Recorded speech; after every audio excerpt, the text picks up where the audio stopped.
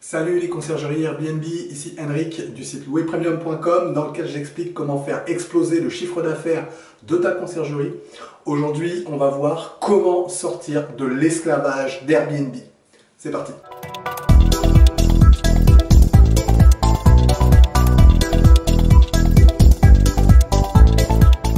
Alors juste avant de commencer, je t'invite à cliquer sur le bouton s'abonner qui se trouve juste en dessous et à activer les notifications afin d'être informé de toutes mes prochaines vidéos sur la conciergerie Airbnb. Également, je t'invite dès maintenant à me laisser un pouce bleu afin de me motiver à te laisser toujours plus de vidéos, toujours plus de conseils sur la conciergerie Airbnb. Alors aujourd'hui, on va voir comment sortir de l'esclavage d'Airbnb. Parce que oui, c'est une réalité. Quand on est une conciergerie ou quand on est aussi un particulier, eh bien on a tendance à devenir esclave d'Airbnb. Alors qu'est-ce que j'entends par là? Ce que j'entends par là, c'est qu'on est, et c'est aussi quelque part un peu normal, soumis aux règles de la plateforme Airbnb. Et ces règles, elles sont assez drastiques, notamment sur certains critères. Alors, bien évidemment, il y a des règles auxquelles on ne peut pas déroger. Je ne parle même pas des règles voilà, qui sont issues de la loi, qui sont tout simplement l'application de la loi. Ça, il n'y a pas photo, on doit s'y conformer. Par contre, il y a effectivement tout un tas de règles qui font que certains particuliers ou certaines conciergeries se soumettent tout à fait et totalement aux règles d'Airbnb, alors que ce sont des règles qui vont tout simplement les emprisonner, qui vont tout simplement faire d'eux les esclaves d'Airbnb. C'est-à-dire qu'Airbnb va décider de, je dirais, de leur sort. Et c'est vrai que c'est un vrai problème pour nous en tant que conciergerie, puisque ce qu'on veut, c'est consolider notre business. On veut aussi être libre dans notre business, et c'est à mon sens par cette manière-là qu'on va pouvoir aider pleinement les propriétaires avec qui on va travailler. Parce qu'effectivement, si on est pieds et poings liés avec Airbnb et qu'on en devient tout simplement un esclave, eh bien en fait Airbnb va décider de notre sort et donc aussi du sort de notre propriétaire. Et ça pose un vrai problème. Ça pose un vrai problème. Parce que du coup, Airbnb peut décider du jour au lendemain d'annuler toutes les réservations, de supprimer ton compte, de le supprimer définitivement. Bref, il peut se passer énormément de choses. Et du coup, certains hôtes, certains particuliers, certaines conciergeries se sont dit qu'ils vont jouer le jeu à 100% Airbnb. Alors ça peut être bien, mais l'un des inconvénients, et on va en parler tout de suite aussi, c'est notamment tout ce qui va être les règles liées aux différents statuts qu'on peut avoir sur Airbnb. Un exemple, le statut super hôte, qui à mon sens est l'exemple parfait de l'esclavage sur Airbnb. On va en voir d'autres ensuite. Superhôte, être super host, c'est vraiment quelque chose qui peut être très intéressant parce que du coup c'est quelque part la reconnaissance par Airbnb et pas seulement par Airbnb, par les voyageurs de ta qualité en tant qu'hôte, à la manière dont tu vas accueillir tes voyageurs. Et tu es reconnu comme étant quelqu'un de qualité par rapport à ça. Et ça, c'est très bien, d'autant que les voyageurs peuvent filtrer sur les super hosts sur la plateforme, donc ils peuvent tout à fait s'adresser uniquement à ce type d'hôte. Et c'est vrai que ça peut apporter un plus pour ta conciergerie et pour ton propriétaire, parce que du coup, quelque part, il y a une visibilité supplémentaire qui est donnée. Mais, et il y a un mais, c'est que les critères pour obtenir ce statut sont extrêmement drastiques. Alors, je te laisserai aller voir la totalité des critères, mais notamment l'un des critères, c'est d'avoir 4,8 de moyenne sur les commentaires. Et tu sais, tu connais mon point de vue par rapport à ça, les commentaires des voyageurs sont par nature quelque chose de complètement subjectif. Alors même si ça va refléter une part de la réalité, hein, évidemment, ça c'est indéniable, mais n'empêche que un voyageur avec qui tout s'est très bien passé, et bien si au moment de quitter l'appartement et de mettre la notation, il reçoit un coup de fil de son banquier qui lui explique qu'il y a un gros souci sur son compte et qu'il doit de l'argent et qu'il y a eu des problèmes sur des prélèvements, etc., la personne sera dans un mauvais état d'esprit à ce moment-là et elle risque de mettre une mauvaise note, en sachant que 4 étoiles sur 5, c'est une mauvaise note sur Airbnb.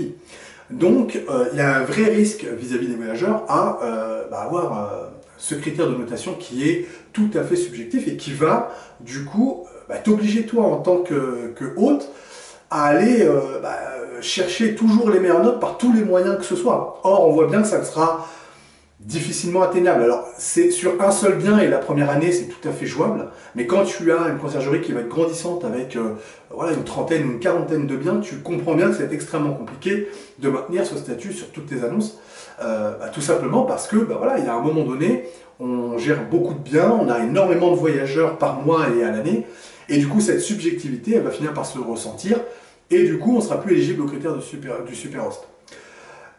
Et c'est vrai que du coup, si on veut maintenir ce statut, il va falloir, comme je le disais tout à l'heure, faire vraiment des pieds et des mains pour obtenir ce statut. Et le souci, c'est que faire des pieds et des mains, ça va te demander énormément d'énergie, énormément de temps pour un gain qui est, au final, quand on va regarder sur ton chiffre d'affaires, voilà, qui n'a quasiment aucun impact. Moi, aujourd'hui, je ne suis pas super host. Et pourtant, ça ne m'empêche pas d'avoir un chiffre d'affaires explosif tous les mois. Et c'est bien ça qu'on veut pour nos propriétaires, c'est bien ça qu'on veut pour notre conciergerie. Donc l'objectif, il est malgré tout atteint, bien que je ne sois pas super host. Et donc, voilà, ce statut, c'est, à mon sens, vraiment voilà, le signe de l'esclavage moderne dans Airbnb à courir après les notations. Ça, c'était un premier exemple. Un autre exemple, ça va être justement, et toujours en lien avec ce statut super host, c'est de toujours vouloir accepter les réservations, et parce qu'effectivement, Airbnb va sanctionner les autres qui vont refuser des voyageurs ou qui vont annuler des réservations. Alors en plus, il y a des règles qui sont mises en place par rapport aux annulations qui sont très drastiques, et qui font que tu vas être quasi dans l'obligation d'accepter tous les voyageurs. Or, on le sait très bien, il y a des mauvais voyageurs qui sont sur Airbnb qui vont pas respecter nos logements, et du coup, nous, très clairement, on ne veut pas de ces voyageurs-là. Et donc, si on est esclave d'Airbnb, on va devoir se conformer à ça et accepter tous les voyageurs, accepter d'avoir un bien qui est dégradé, parce que une fois qu'il est dégradé, il ne faut pas oublier qu'il faut remettre en état. Tout ça, c'est de la perte de temps, c'est beaucoup d'énergie qui vont être mis en place, c'est beaucoup d'argent, même s'il y a Aircover qui va pouvoir t'aider en partie, mais n'empêche que c'est beaucoup d'énergie que tu vas laisser sur la table. Et donc, encore une fois, là, on est dans l'esclavagisme d'Airbnb. À mon sens, c'est vraiment quelque chose sur lequel il ne faut pas se conformer. Moi, j'ai aucun problème à annuler des réservations. À partir du moment où la personne m'explique qu'elle a l'intention de faire la fête dans mon appartement, il n'y a pas de discussion possible. Je fais annuler la réservation. Que ce soit par Airbnb ou moi-même, mais en tout cas, c'est une réservation que je ne maintiens pas. Et voilà, encore une fois, on est libre de choisir qui peut réserver chez nous, notamment s'il y a des personnes qui ont l'intention de ne pas respecter notre règlement intérieur. Et tout ça, voilà, il y a certaines conciergeries, certains hôtes, certains propriétaires qui vont justement se plier à toutes ces obligations pour avoir les faveurs de la plateforme. Alors c'est bien, mais du coup, tu l'as bien compris, tu as dépensé énormément d'énergie pour un gain, encore une fois, qui est minime, pour ne pas dire qu'il est inexistant. Moi, encore une fois, aujourd'hui, par rapport à la moyenne des biens en gestion comparable à ceux que j'ai, eh bien, le chiffre d'affaires généré que je génère, il est quasiment du simple au double. Donc encore une fois, je ne suis pas super host et ça ne m'empêche pas de générer du chiffre d'affaires pour mes propriétaires, d'avoir des biens qui sont respectés, d'avoir des biens qui sont en bon état. Alors bien sûr, après on ne peut pas tout éviter, mais en tout cas on a fait le maximum pour, et on ne s'est pas exposé, on ne s'est pas surexposé à de mauvaises réservations. Donc vraiment, je t'invite, dans le cadre de ta conciergerie et pour travailler avec tes propriétaires de manière sereine, à ne pas être esclave d'Airbnb, à sortir de cette volonté d'être super host, d'avoir tous les badges possibles et imaginables, de respecter toutes les règles d'Airbnb à la lettre, même si elles vont à l'encontre je dirais de la bonne gestion que tu peux avoir dans tes biens.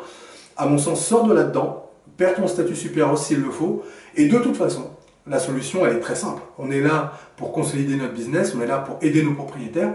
Airbnb est un excellent apporteur d'affaires, c'est indéniable.